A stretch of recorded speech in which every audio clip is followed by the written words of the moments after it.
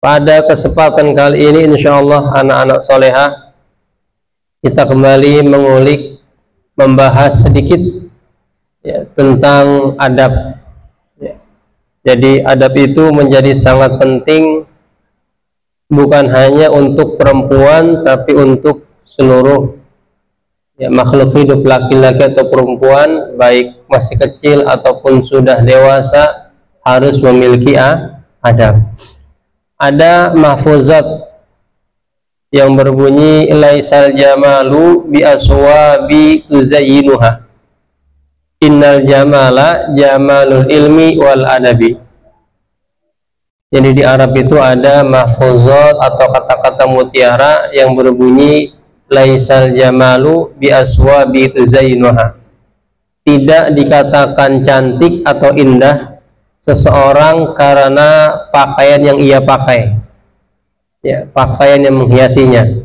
Oh, pakaiannya bagus, belinya sekarang kan banyak ya pakaian yang harganya belasan bahkan puluhan hingga ratusan juta ya.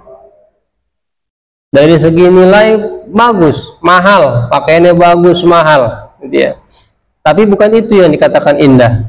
Innal jamala jamalul ilmi wal adabi, bahwa dikatakan cantik atau indah itu dari keindahan ilmu yang dia miliki dan dari keindahan adab yang dia miliki, utamanya seorang perempuan ya, utamanya seorang perempuan. Karena di zaman jahiliyah dulu itu perempuan itu sejak kecil sudah ada istilah menjadi aib keluarga. Jadi sebelum Nabi Muhammad lahir ya, itu perempuan, kalau ada seorang ibu yang melahirkan perempuan, itu perempuan dikatakan menjadi aib keluarga. Maka ada riwayat yang mengatakan kalau yang lahir perempuan langsung dikubur hidup-hidup ya, di zaman jahiliyah sebelum Nabi Muhammad lahir atau diutus menjadi nabi dan rasul ya. Jadi kalau dikatakan oh itu kan dulu, sekarang mah beda ya, itu kan dulu sebelum Nabi Muhammad lahir, sekarang udah enggak dong ya. Ternyata kalau kita tarik garis lurusnya, dikatakan sama ya beda, dikatakan beda ya sama. Maksudnya gimana? Kembali kepada perempuan itu sendiri ya, apalagi masa-masa remaja yang banyak pengen mencoba berbagai hal. Terkadang ikut-ikut temennya suka nonton drama Korea, ikut-ikutan. Temennya suka nonton konser, ikut-ikutan. Temennya suka nonton bioskop, ikut-ikutan. Salah nggak? Ya nggak salah sebetulnya ya. Yang penting kembali ke perempuan itu harus tahu dirinya itu spesial. Nabi Muhammad lalu lahir pada hari Senin 12 Rabiul Awal tahun gajah. Seiring perjalanan waktu, Nabi Muhammad diangkat menjadi nabi dan rasul ya, pada usia 40 tahun. Lalu di antara ajaran Nabi Muhammad adalah beliau mengangkat harkat dan martabat perempuan yang dulunya kalau lahir langsung dikubur hidup-hidup kan serem. Bayi baru brojol, dilihat kelaminnya perempuan langsung dikubur hidup-hidup. Kenapa? Karena di zaman jahiliyah kalau dibiarkan perempuan itu hidup, ya ujung-ujungnya hanya menjadi pemuas hawa nafsu. Nauzubillah min dzalik. Maka Nabi Muhammad diutus menjadi nabi dan rasul itu ngangkat martabatnya perempuan. Hingga ada salah satu hadis yang dikatakan derajat perempuan itu utamanya seorang ibu 3 tingkat dibandingkan ayah. Umuka summa abuka, ibumu baru ayahmu. Maksudnya apa? Ini saya hanya mau membuat paradigma bahwa perempuan itu sebetulnya sosok yang istimewa. Bahkan tadi dikatakan ya perempuan itu perhiasan. Ya, atau kalau kita ibaratkan begini, ada makanan yang terbuka, ada makanan yang tertutup menggunakan mika. Kalau kita ibaratkan, ya, makanan yang terbuka pasti harganya lebih murah dibandingkan makanan yang tertutup di mika. Atau makanan yang jual di pinggir jalan dengan kue yang sama dijual di toko yang tertutup, yang bersih, itu harganya berbeda. Misalkan makanan, ya, kue Putri Ayu lah misalkan gitu ya, dijual di pinggir jalan 3.000, ketika masuk Holland, ya, atau masuk toko makanan itu bisa menjadi 15 sampai 20.000. Makanan yang sama, ya, tapi berbeda harganya, nilainya berbeda. Nah, maka perempuan itu diposisikan harus bisa menjaga dirinya. Apakah dia mau mengumbar dirinya atau dia mau menutup itu maksudnya menjaga diri, ya.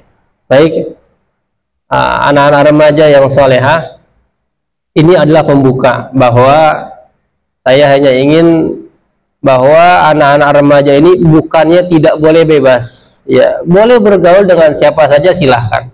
Adik di kelas ada kawan laki-laki, bergaul silahkan, yang penting harus tahu batasannya.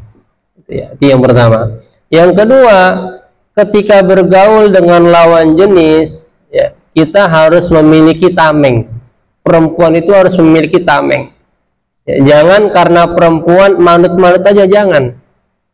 Sekarang itu sering sekali ada berita-berita tentang kekerasan seksual atau pelecehan seksual. Kalau dilihat dari dua sisi, bisa jadi ada laki-laki yang berniat buruk, bisa jadi ada perempuan yang mengundang niat buruk. Ya, bisa jadi ada laki-laki yang memang berniat buruk, ada perempuan yang mengundang. Mengundang itu maksudnya gimana? Misalkan pulang sekolah, ya, ternyata sekolahnya, ya, dia pakai pakaian sopan lah, ya, roknya panjang, bajunya panjang gitu ya, pakai kerudung. Pulang sekolah, ya, ternyata tetap dia pakai kerudung, cuma roknya dilipat, diangkat sampai di bawah dengkul gitu ya. Nah, itu berarti kan dia menyengaja, ya, mengundang supaya orang tertarik sama dia.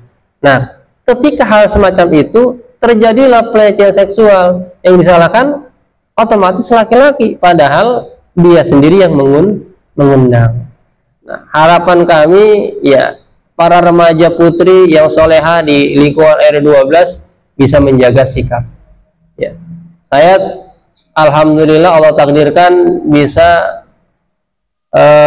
belajar di tempat di Jawa Timur, bisa belajar di sana, di mana banyak orang berkumpul di sana, laki-laki perempuan dalam organisasi itu sering berkumpul, ya, dalam organisasi sering berkumpul. Bahkan terkadang, ya, satu tenda ada yang tidur, ada yang laki-laki, ada yang perempuan, tapi karena tamengnya udah kuat, ya, lagi-lagi kembali ke tameng dirinya, tamengnya udah kuat, nggak terjadi apa-apa. Tapi kalau tamengnya nggak kuat, meskipun kelas laki-laki dan perempuan dipisah, ada aja kejadian. Ya, tamengnya nggak kuat, ada sekolah khusus laki-laki, ya, ada sekolah khusus perempuan, ya. Beberapa sekolah di Jawa Timur ada begitu, khusus laki-laki ada, ya, dari kelas 7 sampai kelas 9 semuanya pokoknya laki-laki. Ada sekolah khusus perempuan doang, ya, siswinya perempuan doang. Tapi kalau tamengnya nggak kuat, ada aja kejadian. Ya, jadi kita tidak bisa menyalahkan kondisi, kembali kepada diri kita masing-masing. Ya, jadi kata-kata perhiasan perempuan itu perhiasan, harus dijaga dan harus dirawat. Jangan sampai kita menyalahgunakan. Ya. Yang berikutnya, jadi bukan berarti Islam melarang perempuan bergaul dengan laki-laki, berteman dengan laki-laki, tidak. Tidak ada larangan secara keras, diperbolehkan, ya, diperbolehkan. Tapi lagi-lagi harus memiliki tameng yang kuat. Bahwa alhamdulillah, ya, beberapa remaja putri sudah mengikuti pengajian, artinya sudah ada niat untuk membentengi dirinya.